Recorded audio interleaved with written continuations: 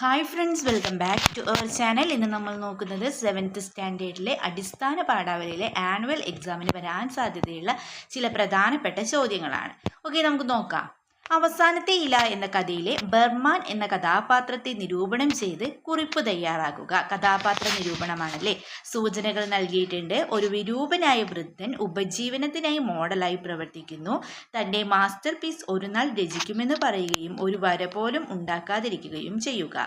തൻ്റെ ജീവൻ രോഗത്താൽ നഷ്ടപ്പെടുമെന്നറിഞ്ഞുകൊണ്ട് ജോൺസിയെ രക്ഷിക്കാൻ രാത്രി മുഴുവൻ മഞ്ഞിൽ കുതിർന്ന് ഇലയുടെ ചിത്രം വരച്ചു ചേർത്തു. ഇത്രയും കാര്യങ്ങളാണ് നമുക്ക് നൽകിയിട്ടുള്ളത്. ഓക്കെ, നമുക്കപ്പം കഥാപാത്ര നിരൂപണം എഴുതാം. ആരെക്കുറിച്ചാണ്? ബർമാൻ അല്ലേ. ഓക്കെ, എഴുതാം. പ്രത്യക്ഷത്തിൽ വിരൂപനാണെങ്കിലും വളരെ മനോഹരമായ മനസ്സിൻ്റെ ഉടമയാണ് അദ്ദേഹം. തൻ്റെ ജീവൻ നഷ്ടപ്പെടും എന്ന് തിരിച്ചറിഞ്ഞിട്ടും അത്രമേൽ കഷ്ടപ്പെട്ട് ഒരാളുടെ ജീവൻ നിലനിർത്താനായി കൊടും മഞ്ഞിലും പ്രതീക്ഷയുടെ ഒരു ഇല തൊന്നിച്ചേർത്ത് ആ മനുഷ്യൻ ഒരു വലിയ മനസ്സിൻ്റെ ഉടമയാണ്. ഒടുവിൽ ഒരു മാസ്റ്റർ പീസ് തൻ്റെ വ്യക്തിമുദ്ര പതിപ്പിച്ചാണ് അദ്ദേഹം ഈ ഭൂമിയിൽ നിന്നും യാത്രയായത്. ഓക്കെ, നെക്സ്റ്റ് ക്വസ്റ്റ്യൻ നോക്കിയാലോ. നെക്സ്റ്റ് ക്വസ്റ്റ്യൻ നോക്കൂ. ഒ ഹെൻറിയുടെ അവസാനത്തെ ഇല എന്ന കഥയുടെ തലക്കെട്ടിന്റെ ഔചിത്യം കണ്ടെത്തുക. കഥയ്ക്ക് മറ്റൊരു പേര് നിർദ്ദേശിക്കാമോ എന്ന് ചോദിച്ചിട്ടുണ്ടല്ലേ. അപ്പോൾ അത് നമ്മൾ ഔചിത്യം എഴുതാമല്ലേ. അവസാനത്തെ ഇല എന്നത് എന്താണ്? അതെ, ഒരു പ്രതീകമാണല്ലേ. അവസാനത്തെ ഇല താഴെ വീഴുന്നതും കാത്താണ് ജോൺസി കിടന്നിരുന്നത്. ആ അവസാനത്തെ ഇലയിൽ തൻ്റെ ജീവനും പോകും എന്ന് അവൾ കരുതിയിരുന്നു. അത്തരത്തിൽ അശുഭമായ ഒരു ചിന്ത ജീവിതത്തിൽ അനാവശ്യമാണെന്ന് ഒടുവിൽ അവൾ തിരിച്ചറിയുന്നു. ഒടുവിൽ അവളുടെ ജീവൻ നിലനിർത്തുന്നതിനായി കൃത്രിമമായ ഒരു ഇല ബാക്കിയാക്കി ബർമാൻ പോകുന്നു. അവസാനത്തെ ഇല ഒരിക്കലും വീഴാതെ അവശേഷിക്കുന്നു. ഇനി കഥയ്ക്ക് മറ്റൊരു പേര് നിർദ്ദേശിക്കാമോ എന്ന് ചോദിച്ചിട്ടുണ്ടല്ലേ. നമുക്ക് എന്ത് എഴുതാം? ജീവന്റെ തുടിപ്പ് അല്ലെങ്കിൽ ജീവന്റെ പച്ചപ്പ് എന്നൊക്കെ മറ്റൊരു പേര് നിർദ്ദേശിക്കാവുന്നതാണ്. നിങ്ങൾക്ക് ഇഷ്ടം തോന്നുന്ന, അതായത് നിങ്ങൾക്ക് എന്താണോ തോന്നുന്നത് ഒരു പേര് എഴുതാവുന്നതാണ്. ഓക്കെ, ഇത് നെക്സ്റ്റ് ക്വസ്റ്റ്യൻ നോക്കാം.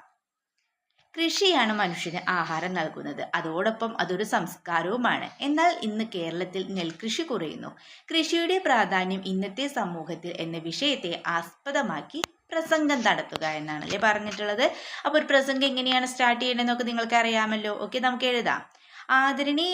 ആദരണീയമായ അധ്യാപകരെ, പ്രിയ കൂട്ടുകാരെ, ഇന്ന് ഞാൻ നിങ്ങളോട് സംസാരിക്കാൻ ആഗ്രഹിക്കുന്നത് കൃഷിയുടെ പ്രാധാന്യം ഇന്നത്തെ സമൂഹത്തിൽ എന്ന വിഷയത്തെക്കുറിച്ചാണ്. കൃഷിയില്ലെങ്കിൽ ഭക്ഷണമില്ല, ഭക്ഷണമില്ലെങ്കിൽ ജീവനില്ല എന്ന ചൊല്ലി നമ്മൾ എത്ര കേട്ടിരിക്കുന്നു. എന്നിട്ടും നമ്മുടെ കേരളത്തിൽ കൃഷിയുടെ പ്രാധാന്യം കുറഞ്ഞു വരുന്നത് എന്നത് വേറെ വേദനാജനകമായൊരു യാഥാർത്ഥ്യമാണ്. മനുഷ്യന്റെ നിലനിൽപ്പിന്റെ അടിസ്ഥാനം കൃഷിയാണ്. നാം കഴിക്കുന്ന ഭക്ഷണം, ധരിക്കുന്ന വസ്ത്രം, താമസിക്കുന്ന വീട് ഇവയെല്ലാം കൃഷിയുമായി ഏതെങ്കിലും വിധത്തിൽ ബന്ധപ്പെട്ടിരിക്കുന്നു. കേരളത്തിന്റെ സംസ്കാരവും പാരമ്പര്യവും കൃഷിയുമായി ബന്ധപ്പെട്ടിരിക്കുന്നു. നമ്മുടെ ഓണം, വിഷു തുടങ്ങിയ ആഘോഷങ്ങൾ കാർഷിക സംസ്കാരത്തിന്റെ പ്രതിഫലനങ്ങളാണ്. നമ്മുടെ നാടൻ പാട്ടുകളും കലാരൂപങ്ങളും കൃഷിയുടെ വൈവിധ്യമാർന്ന മുഖങ്ങൾ വരച്ചുകാട്ടുന്നു. ഭക്ഷ്യസുരക്ഷയുടെ അടിസ്ഥാനം കൃഷിയാണ്. നമ്മുടെ ആഹാരത്തിന്റെ ഭൂരിഭാഗവും നൽകുന്നത് കൃഷിയിലൂടെയാണ്. കൃഷിയിലൂടെ നമുക്ക് പോഷക സമൃദ്ധമായ ഭക്ഷണം ലഭിക്കുന്നു. എന്നാൽ ഇന്ന് നമ്മൾ ഭക്ഷ്യധാന്യങ്ങളുടെ കാര്യത്തിൽ മറ്റു സംസ്ഥാനങ്ങളെ ആശ്രയിക്കുന്ന സ്ഥിതിയാണ്. കേരളത്തിലെ നെൽപ്പാടങ്ങൾ കുറഞ്ഞു വരുന്നത് നമ്മുടെ ഭക്ഷ്യസുരക്ഷയ്ക്ക് ഭീഷണിയാണ്. കൃഷി നമ്മുടെ സമ്പദ് വ്യവസ്ഥയുടെ നട്ടെല്ലാണ്. കൃഷിയുടെ ലക്ഷക്കണക്കിന് ആളുകൾക്ക് തൊഴിൽ ലഭിക്കുന്നു. കാർഷികോൽപ്പന്നങ്ങളുടെ കയറ്റുമതിയിലൂടെ നമുക്ക് വിദേശ നാണ്യം നേടാം. ഇന്ന് നമ്മുടെ നാട്ടിൽ കൃഷി ഒരുപാട് വെല്ലുവിളികൾ നേരിടുന്നു. നെൽവയലുകൾ നികത്തപ്പെടുന്നു, കൃഷിഭൂമി വിൽപ്പനയ്ക്ക് വെക്കപ്പെടുന്നു, കർഷകർ ഭൂമി ഉപേക്ഷിച്ച് മറ്റു തൊഴിലുകൾ തേടുന്നു. കൃഷിയിൽ നിന്ന് യുവതലമുറ വിട്ടുനിൽക്കുന്നതും ഈ പ്രതിസന്ധി വർദ്ധിപ്പിക്കുന്നു. നമ്മൾ കൃഷിയുടെ പ്രാധാന്യം മനസ്സിലാക്കുകയും അതിനെ പിന്തുണയ്ക്കുകയും വേണം. നെൽവയൽ നികത്തുന്നത് തടയുകയും നിലവിലുള്ള സംരക്ഷിക്കുകയും വേണം. നമുക്ക് നമ്മുടെ വീടുകളിൽ തന്നെ ചെറിയ തോട്ടങ്ങൾ ഉണ്ടാക്കാം. ജൈവ കൃഷി രീതികൾ പ്രോത്സാഹിപ്പിക്കാം. കൃഷിയെ ഒരു സംസ്കാരമായി കാണുകയും അതിനെ ആഘോഷിക്കുകയും ചെയ്യാം.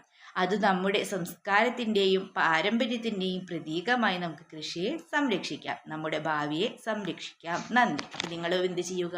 യെസ്, ഇതുപോലൊരു പ്രസംഗം നന്നായി പഠിച്ചു വയ്ക്കുക. ഓക്കെ, ഇത് നെക്സ്റ്റ് ക്വസ്റ്റ്യൻ നോക്കിയാലോ.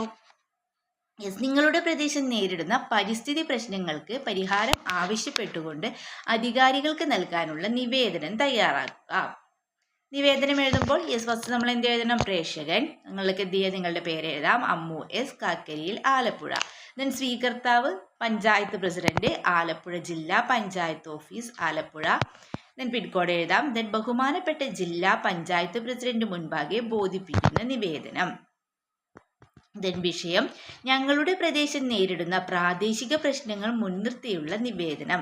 സർ, ഞങ്ങളുടെ പ്രദേശത്തുള്ള ജലാശയങ്ങളെല്ലാം തന്നെ പ്ലാസ്റ്റിക് മാലിന്യങ്ങൾ കൊണ്ട് മൂടപ്പെട്ടിരിക്കുന്നു.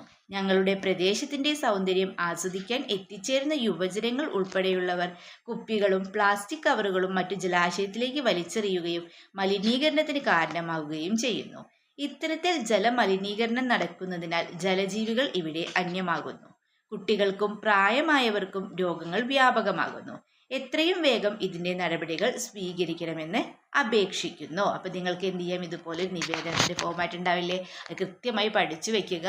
അപ്പോൾ ഈ ചിലപ്പോൾ വിഷയം മറ്റെന്തെങ്കിലും ആകാം, അപ്പോൾ ഇതുപോലെ പഠിച്ചു വയ്ക്കുക. ഓക്കെ, നെക്സ്റ്റ് ക്വസ്റ്റ്യൻ നോക്കാം.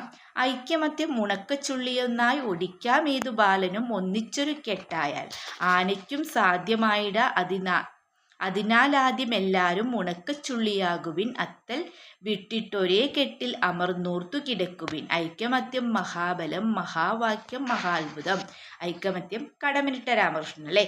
ഐക്യമത്യം എന്ന കവിതയെ പാഠഭാഗത്തിൻ്റെ ആശയവുമായി താരതമ്യം ചെയ്ത് കുറിപ്പ് തയ്യാറാക്കുക എന്നാണല്ലേ പറഞ്ഞിട്ടുള്ളത്. അതായത് ഒരുമിച്ച് നിന്നാൽ എന്തും സാധ്യമായിടുമെന്ന തിരിച്ചറിവാണ് ഈ കവിതയിലൂടെ പങ്കുവയ്ക്കുന്നത്. ഏതൊരു ചെറിയ കുട്ടിക്കും തന്നാലാകുന്ന വിധമുള്ള കാര്യങ്ങൾ ചെയ്യുവാൻ കഴിയും.